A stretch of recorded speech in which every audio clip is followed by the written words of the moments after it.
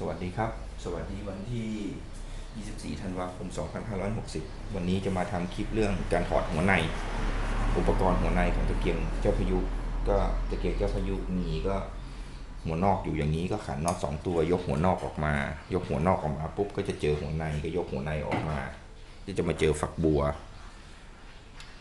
ของหัวในตะเกียงเจ้าพายุแบบนี้ครับแล้วก็หมุนเกลียวซ้ายนะครับถอดออกมาถอดฝักบัวออกก็จะมาเจอทองเหลืองยึดฝักบัวก็หมุนเกลียวซ้ายเหมือนเดิมถอดออกมาคราวนี้ก็จะมาเจอเปเปอร์หกเหลี่ยมก็ใช้ครีมครับ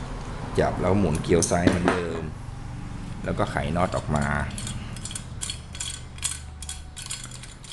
พอไขน็อตเปเปอร์ออกมาฝักบัวก็จะหลุดออกมาทันทีอย่างเงี้ยครับแล้วคอม้าก็จะหลุดออกจากหัวในเนี่ยครับคราวนี้มาดูเกลียวเนี่ยครับ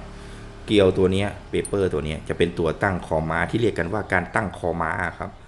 ถ้าเราขันเกลียวลงมาอย่างเงี้ยคอม้ามันก็จะยกสูงขึ้นจากนมหนูคอม้าจะยกสูงขึ้นแต่ถ้าเราถอยเกลียวให้มันสุดด้านนี้ครับคอม้าก็จะต่ำลงลักษณะจะเป็นแบบนี้ครับอย่างเงี้ยครับนี่คือระยะคอม้ากับนมหนูเวลาเราตั้งแล้วก็จะมีน็อตตัวนี้ข้างในจะเป็นน็อตผ่าครึ่งครับเป็นการปรับเพื่อรับแสงของ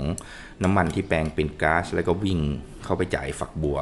เพื่อดูแสงของตะเกียงนี่แหละครับเป็นตัวปรับแสงของตะเกียง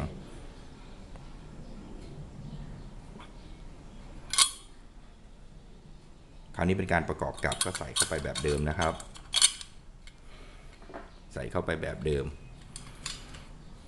อะไรนำออกก่อนนำเข้าทีหลังอะไรนำเข้าทีหลังเอาออกก่อนก็ถาดใส่ไปแล้วก็เปเปอร์ใส่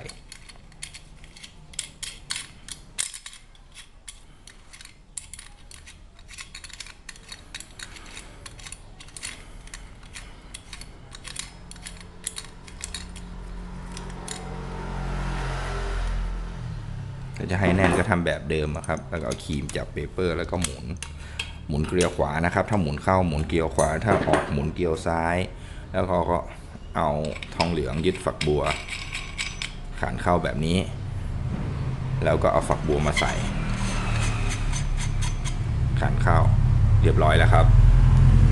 หัวฝักบัวนี่คือเราก็ไปใส่ไส้ผูกไส้ก็ทำการจุดนะครับนี่ก็คือวิธีถอดอุปกรณ์ของหัวในตะเกียงเจ้าพายุเผื่อจะมีประโยชน์บ้างสำหรับผู้ที่เริ่มใช้ตะเกียงเจ้าพายุใหม่ครับขอบคุณมากครับ